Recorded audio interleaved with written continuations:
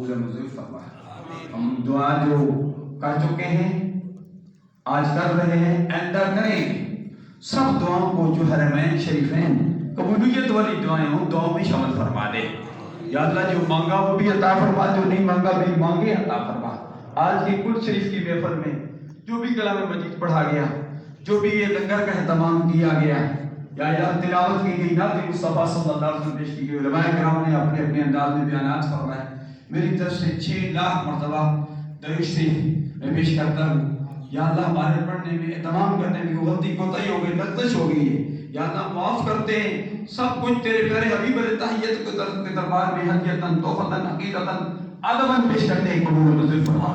سرکار اپنے قرار صلی اللہ علیہ وسلم کی توسط سے اس گھڑی تک جو حقدار بھی پہنچی ہیں، حاضر مجلس کی جو کربار فقا مطلب بابا وجہ نریان دجیال شاہد مقتدی اساتہ متعلقین، سرکار کی ساری امت جنہوں نے کلمہ پر لا الہ الا اللہ محمد رسول اللہ جو شہر خاموش میں پہنچ چکی ہیں، سب کی ارواح کو درجہ بدرجہ عیسیٰ سوقت قبول منظور فرما۔ یا اللہ سرکار کے ساتھ جو آرام فرما رہے ہیں، صدیق اکبر رضی اللہ تعالیٰ عنہ، عمر فاروق رضی اللہ تعالیٰ عنہ، جو جنت البقیع میں آرام فرما رہے ہیں، یا الہ العالمین مخدومہ کائنات سیدہ فاطمہ الزہرا رضی اللہ تعالیٰ عنہ، جنہیں سرکار نے جنتی عورتوں کا سردار فرمایا، یا الہ العالمین کی روح کو ساری ثوابت قبول منظور فرما۔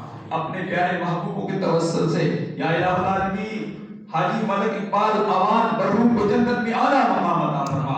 یا الہ العالمین کی وہاں سے آنے والی منزلیں آسان فرما، اپنے پیارے حبیب صلی اللہ علیہ وسلم کی شفاعت سے مستفیض فرما۔